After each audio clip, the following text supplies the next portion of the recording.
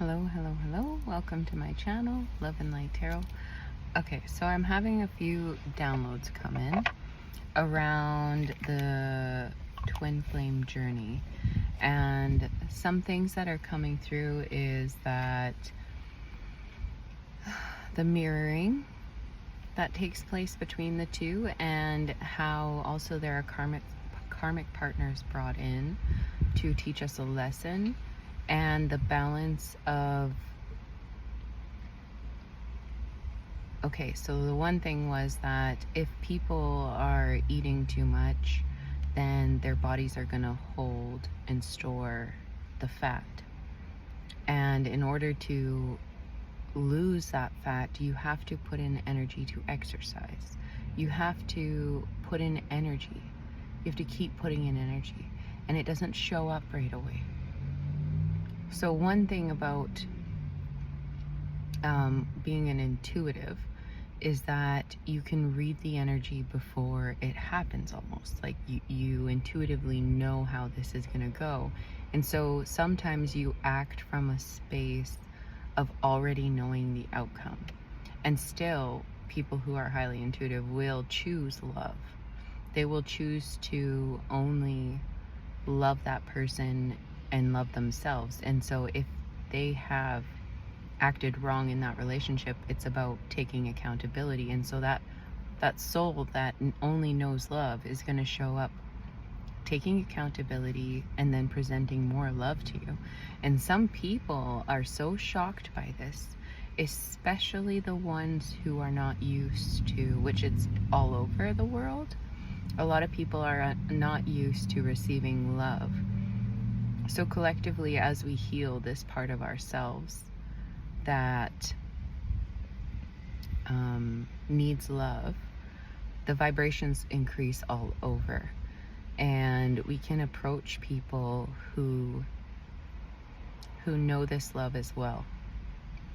And just the reassurance. So that was one thing that came through in my Bible messages yesterday, was that God will always reassure you that you are on the right path by bringing people into your environment who are supportive of the belief of Him. So only to confirm Him is what you need. But then we have questions with Him sometimes, a lot of the time. And one thing else that was coming through as a download was not getting to know the answer until we see Him. And to live in that space of knowing, we already are going to get the answers to why it's happening. And now we just live in experiencing it. Just live in the idea that it is all happening for you. So I was brought through this phase of gratitude, because that's what it brought me back to, was being so grateful for everything I have right now.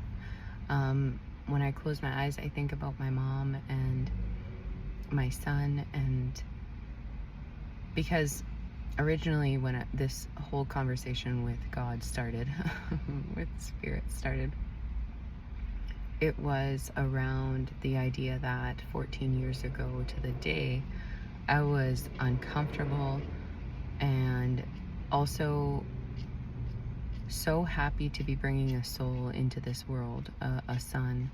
Also very worried about how the delivery might go.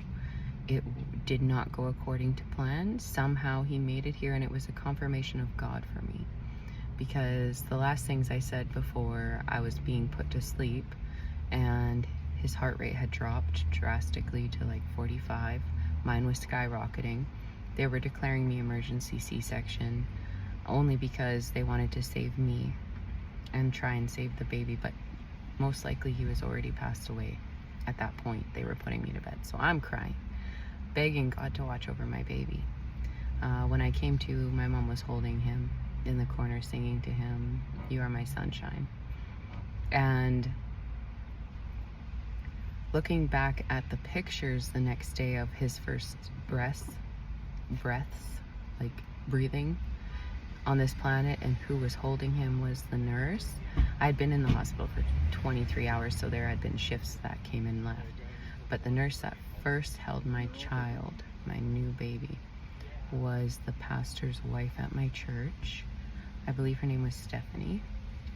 And it was just like, wow, I couldn't have planned that. I couldn't have made sure that and I lived out of town. I was in a hospital in Calgary, and I lived in Airdrie, a city outside of the city.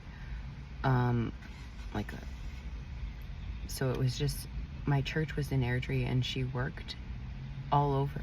Like, the chances of her being in that hospital, on that floor, at that time, I was just instantly so grateful to God. And still to this day I am. But I think back to where I was 14 years ago today.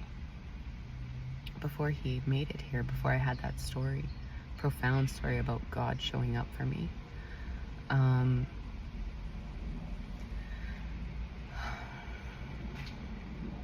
I wanted my body back. I was so scared to be a mom.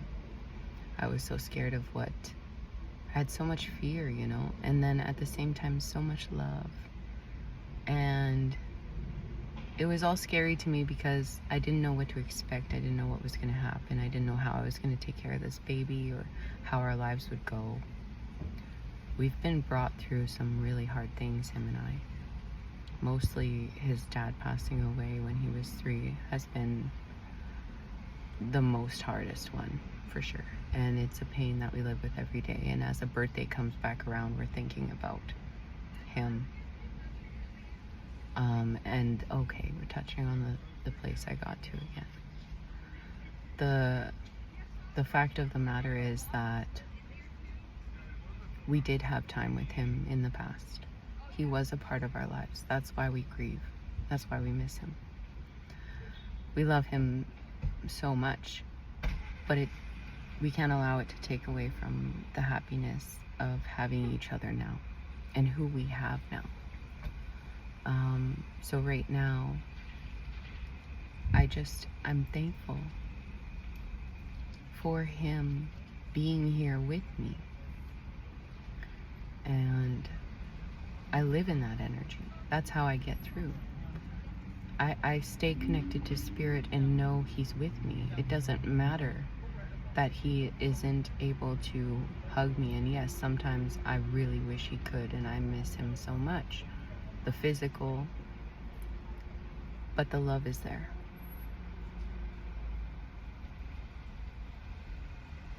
And just as fast as I got around to that one point, it was almost going to be said. It's misplaced for a minute.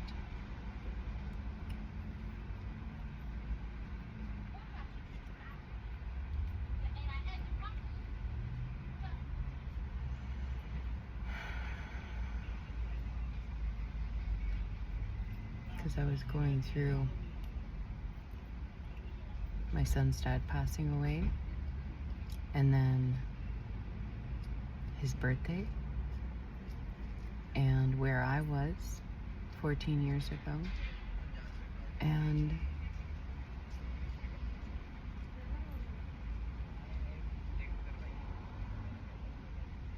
there's a solution to this, and I had it, and now it's not coming back to me. That's fine.